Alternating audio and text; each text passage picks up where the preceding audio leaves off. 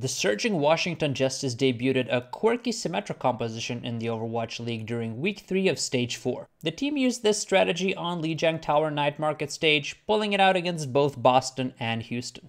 Now, Coach Jane of the Dallas Fuel recently broke down a cheesy strategy that his own team ran in a Volskaya game on Fuel's YouTube channel. While doing the video, he emphasized that the reason he felt comfortable sharing this was simply because at the highest level, such strategies only work once. Washington's experimentation with Symmetra is a great example of just that, as the composition worked very well once, but was countered in their very next match just 2 days later. Now, it is a composition that can lock down and defend an objective very well, but it also has some distinct flaws in the neutral fight. So let's start off by breaking down the composition and discussing why it worked in the first place.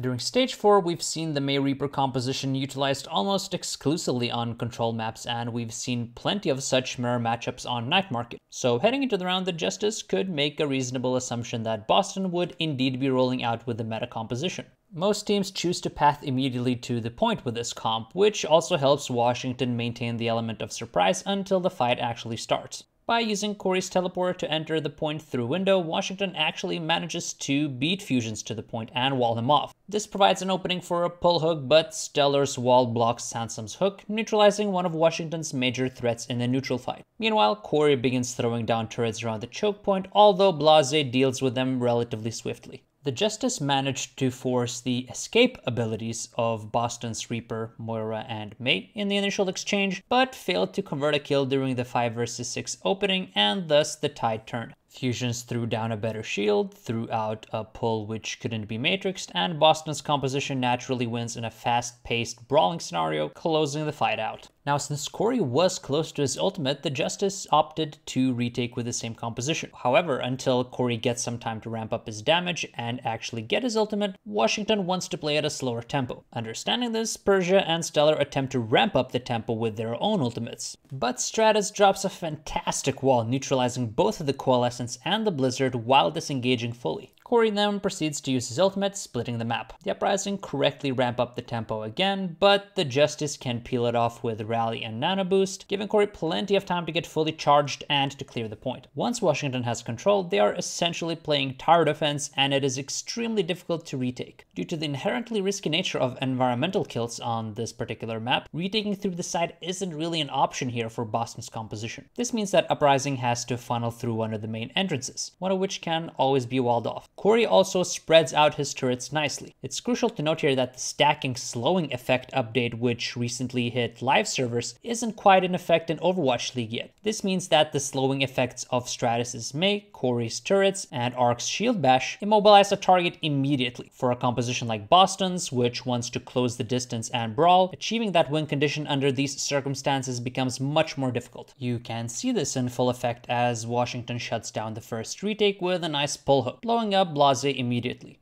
Heading into the second retake, the Uprising started off with 6 ultimates in the bank, but using them effectively is tricky. Boston engages with Supercharger and Coalescence, but another well-timed wall and Blizzard by Stratus and a Supercharger by Janus relieve all the pressure. Take a look at how quickly Corey, who gets enough time to charge up his damage on Fusions' shield, blows up both the British main tank and Color Hex. Kellex and Stellar attempt to salvage the fight with their ultimates, but their teammates evaporate too quickly. With 4 major ultimates expended by Boston and Corey holding on to another ultimate of his own, the round essentially ends here, and it's simply cleanup time. Heading into their next match against the Houston Outlaws, the Justice committed to the same strategy. However, unlike Boston, the Outlaws had the luxury of scouting this composition and crafting a nifty counter. Houston rolled out with a Pharah Doomfist combination. Now, the Justice also adjusted their starting composition, dropping the Roadhog in favor of the Diva, which does give you an ability to limit some of the Pharah spam. However, the composition's biggest advantage, Corey's obnoxious triple turret setup on the choke point, is essentially rendered useless because Houston can send half of its team behind the point without having to worry about environmental kills. Dante's Doomfist also has several targets he can one-shot, and he proceeds to pop off and clean up the Justice, whose turret defense setup has all of a sudden turned into a death trap for themselves.